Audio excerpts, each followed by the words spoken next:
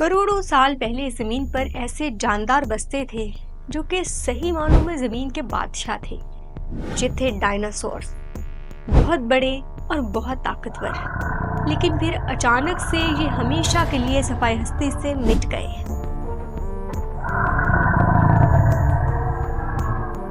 آخر وہ کیا تھا جو ان دو ہیکل جانداروں کے زمین سے خاتمے کی وجہ بنا؟ زمین پر سچ میں میٹیورائٹس کی کوئی بارش ہوئی تھی یا پھر ہزاروں کی تعداد میں آتش فشاں اکٹھے پھٹ پڑے تھے؟ لیکن کیا یہ دونوں چیزیں بھی ڈائناسورز کے اس طرح خاتمے کی وجہ کی وضاحت کر سکتی ہیں، یا پھر ان کے خاتمے کی اصل وجہ کچھ بہت پراسرار ہے؟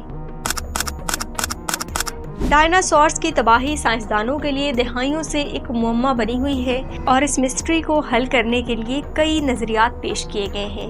آج ہم انہی نظریات کو دیکھیں گے اور یہ جانیں گے کہ اس مسٹری کو حل کرنے کی صلاحیت کون سی تھیوری کے پاس ہے۔ ڈائناسورز کی ابتدا آج سے 230 ملین سال پہلے، یعنی تقریباً 23 کروڑ سال پہلے ہوئی تھی، جب ہماری زمین پر 7 براعظم نہیں تھے، بلکہ یہ تمام براعظم آپس میں جڑے ہوئے تھے، اور یہ سپر کانٹیننٹ پینجیا تھا۔ ڈائناسورز 160 ملین سال تک زمین پر غالب رہے۔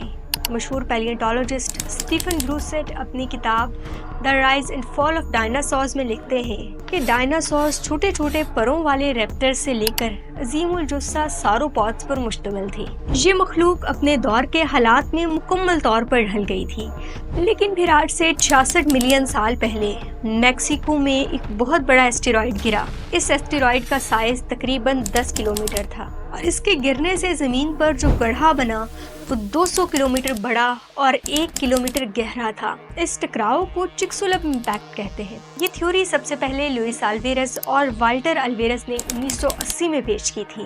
ان کے مطابق چکسولپ امپیکٹ سے اتنی بڑی شاک ویوز پیدا ہوئی کہ یہ پوری دنیا میں ہی پھیل گئیں، اور ہر طرف جنگلات میں آگ لگ گئی۔ دھول، مٹی، آگ اور دھوئیں نے اس پوری زمین کو اپنی لپیٹ میں لے لیا۔ سورج کی روشنی زمین تک نہیں پہنچ سکتی تھی، اس لیے زمین پر زندگی مشکل سے مشکل تر ہوتی چلی گئی، اور الٹیمیٹلی یہی ڈائناسورز کے مکمل خاتمے کی وجہ بنی۔ یہاں پر ایک اور تھیوری بھی ہے جسے ڈیکن ٹریپس کی والکینک ایکٹیویٹی کہتے ہیں۔ اس تھیوری کے مطابق موجودہ انڈیا میں بہت سے آتش فشاؤں نے آگ اگلنا شروع کر دی تھی، اور یہ سلسلہ 60,000 سال تک جاری رہا تھا۔ یہاں سے نکلنے والے گرد و غبار اور دھوئیں نے زمین کی فضا کو پہلے ہی اتنا متاثر کر دیا تھا کہ یہاں پر رہنے والے جاندار بہت کمزور ہو گئے تھے اور بہت سے ختم ہو گئے تھے۔ اس لیے جب ایسٹیرائڈ گرا اور چکسولپ امپیکٹ ہوا تو وہ ڈائناسورز کے تابوت میں آخری کیل ثابت ہوا۔ لیکن زیادہ تر ماہرین اس چیز پر متفق ہیں کہ والکینک ایرپشنز اور پھر اس کے بعد گرنے والا یہ ایسٹیرائڈ دونوں مل کر ہی ڈائناسورز کے خاتمے کی وجہ بنے ہیں۔ لیکن کیا آپ جانتے ہیں کہ یہ ڈائناسورز آج بھی مکمل طور پر ختم نہیں ہوئے؟ جی ہاں، پرندے یہ ڈائناسورز ہی کی نسل میں سے ہیں۔ یہ ایسے ڈائناسورز ہیں جنہوں نے بدلے ہوئے اور مشکل ترین حالات میں بھی خود کو زندہ رکھا۔ سائنس ڈیلی میں شائع ہونے والی ایک ریسرچ رپورٹ کے مطابق پرندے چھوٹے چھوٹے پروں والے وہ ڈائناسورز ہیں جو ان حالات میں بھی بچ نکلنے میں کامیاب رہے۔ ڈائناسورز کے خاتمے سے زمین پر نئی زندگیاں ارتقا پذیر ہونے لگیں، خاص طور پر میملز جو کہ پہلے چھپ کر رہتے تھے۔ انہی میملز میں ایک میمل انسان بھی ہے۔ تو اگر ڈائناسورز کا زمین پر سے خاتمہ نہ ہوتا تو شاید آج انسانوں کا وجود بھی ممکن نہ ہوتا۔